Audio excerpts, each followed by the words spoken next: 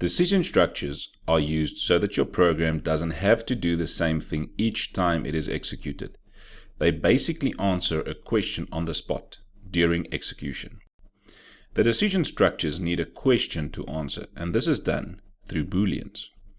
Now, as we've seen before, a Boolean is one of several primitive data types, which are essentially raw data. A Boolean represents two values, it's either yes or no, in coding terms, true or false. They can be assigned directly, but are usually constructed from a set of many operators. And these operators include, but are not limited to, relational operators and logical operators. Let's look at the relational operators. We can use the greater than, the less than, the greater than or equal to, the less than or equal to, and not equal to. So we can use these operators now in what we call Boolean expressions. So the following table gives us some expressions as examples. For example, I could ask the question, is x greater than y? Is x equal to y? Is x greater than or equal to y? So these now form the type of questions we could ask in our coding. We will look at them a bit later in the video. Now look at the table for our logical operators. We can use the AND, the OR, as well as the NOT operators to connect two Boolean expressions into one. For the AND operator, both expressions must be true for the whole expression to be true. For example, if I have the following expressions joined by the AND operator, I would ask the question, is 5 less than 4 and is 7 more than 5?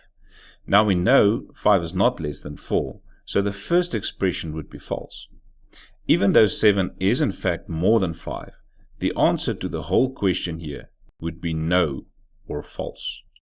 So if I change it to 5 less than 6 and 7 greater than 5, then both sides of the AND operator are true, which will make the whole question true. Now the OR operator also connects two Boolean expressions, but in this case, one or both of the expressions must be true for the overall expression to be true. Let us ask the same question as before, but now let us use the OR operator. 5 less than 4 or 7 greater than 5. In this case, 5 is not less than 4, and that expression would be false. So the left side of the OR operator is false. Now 7 is more than 5, so the expression on the right side is true. This gives us false or true, which will make the whole question true. The NOT operator reverses the truth of a Boolean expression. If the expression is true, then not true would be false. If the expression is false, then not false would be true. So let us look at some examples in coding.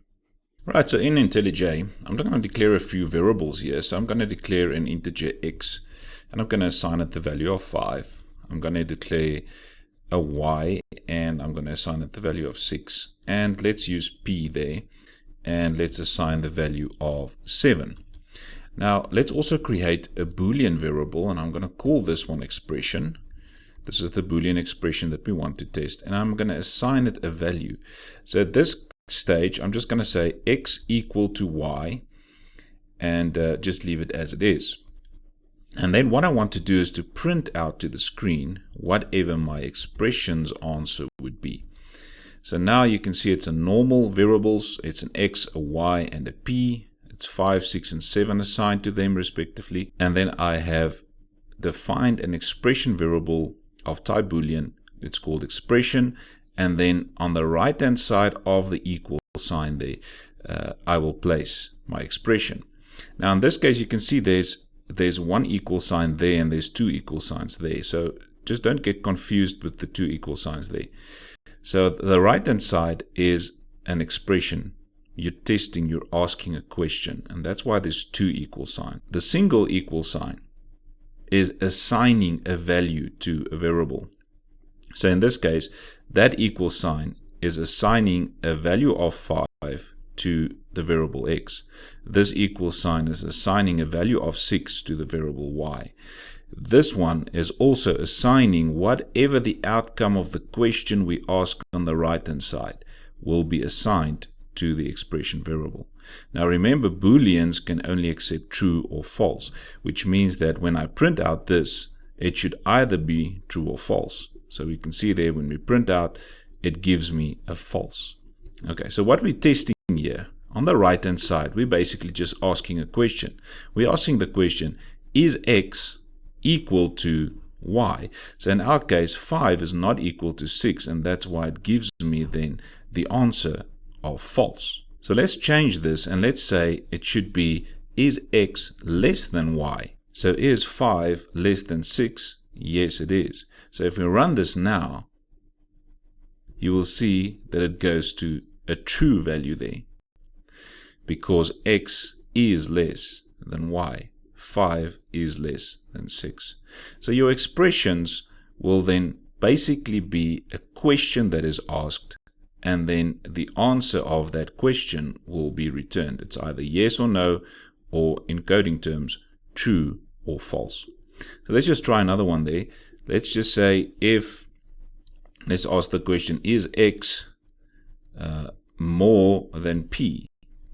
So in this case, you will see that p is 7, x is 5. So x is not greater than p, which will give us a false value there if printed out. Right, so that is basically just looking at simple expressions. So let's try something else.